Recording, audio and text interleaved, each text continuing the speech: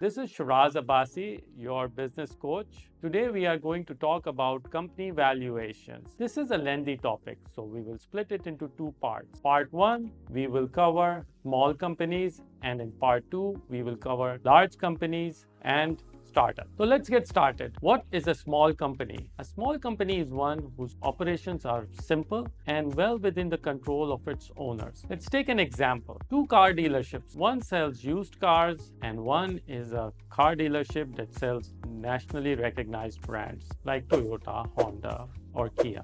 The small dealership which sells used cars can sell any company's car, and they can sell pickup trucks, they can enter into any service line of their choosing. They can set their own pricing, they can do their own marketing, and they can open and close whenever they want. The operations are completely within the control of their owners. So when valuing small companies, we need to consider 5 key factors: free cash flow, asset value, strategic fit, scalability, and exit strategy. Let's talk about free cash flow.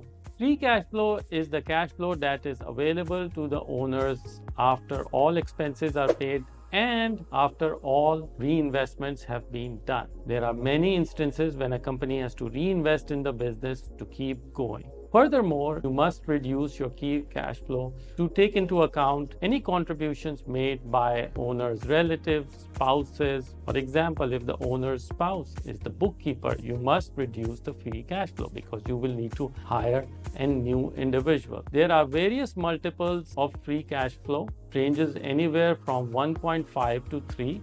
And it depends, there is no real rule of thumb. It depends on how much equity, how much debt you are going to take. But in general, free cash flow multiplied by 1.5 to 3 will give you an idea of how the company is valued. Number 2 is asset valuation. Determine the fair market value of the assets, then determine the replacement value of the asset. In considering replacement value, think of it from the following example. All-in-one machine will require less people, less maintenance, and less upkeep versus 3 separate machines. Always consider that the assets you are buying are best in class and the most optimal technological solution out there.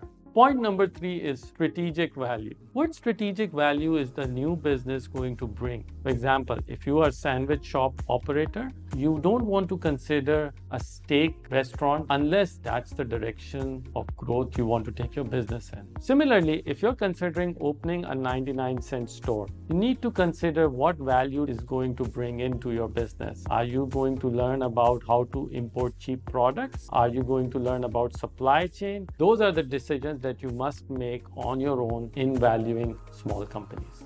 Point number 4 is scalability. In valuing a business, you want to give a premium to scalability because if you can scale your business by investing very little capital and using the same work processes and people and produce more profit, by all means, that's the best of all worlds. Now, what is important in scalability? Work processes, manual processes versus automated processes. Automated processes always come with a premium. Resources, if you have the right people, you will be able to come up with new ideas, new business lines, new products and services, and you will always be able to scale. And then it's your own judgment. Give you a very simple example. If you run a restaurant and you have a kitchen, you open up multiple ghost restaurants on Uber Eats, you can scale from one kitchen to reach a very wide audience. Scalability is also dependent on the type of industry you are working in. Very few young, energized people will want to work for a public utility or a wastewater treatment plant. So when you're looking at if your business is scalable, pay close attention to work processes, technology, automation, and people, and if this product is scalable. Before putting your feet into any business, always consider whether a business is scalable because scale brings growth and profit.